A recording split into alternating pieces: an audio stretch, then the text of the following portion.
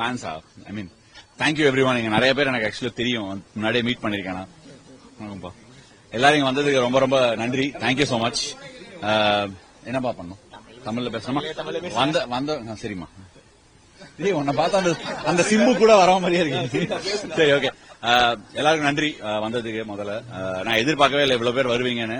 நான் அப்படியே குவாய்ட்டா வந்து மேல வீட்டுல போய் உட்காந்துக்கலாம் ரிலாக்ஸா நினைச்சிட்டு வந்தேன். But made my day. Thank you. இவ்வளவு வருஷமா டெஸ்ட் கிரிக்கெட் விளையாடிட்டு இந்த மாதிரி ஒரு லாஸ்ட் இந்த மாதிரி ஒரு 2011 வேர்ல்ட் கப் முடிச்சுட்டு வரும்போது இருந்தது அதே feeling. So you go down the same memory lane, அதிலே திருப்பி நடந்து வரும். அதான் இதில் தமிழ்ல மாத்தி இன்னும் நான் சொல்றேன்.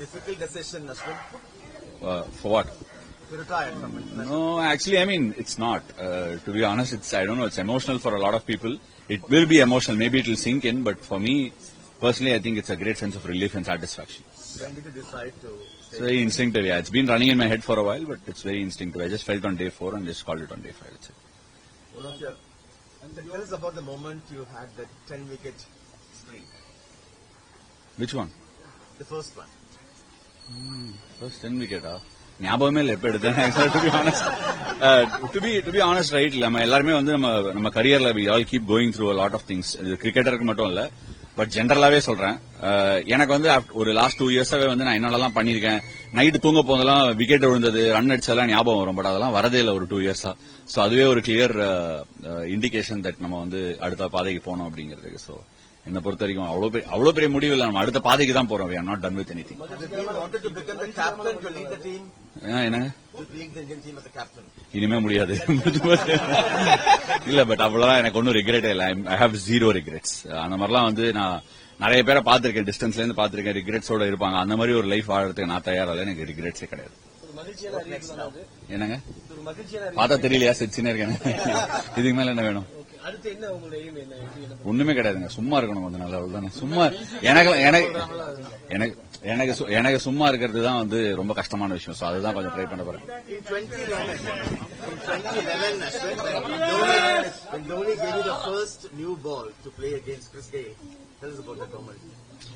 I think that part of me is still burning bright. I'm going to play for CSK and don't be surprised if I try and aspire to play for as long as I can. I mean, I don't think Ashwin the cricketer is done. I think Ashwin the Indian cricketer has probably called it time. That's it.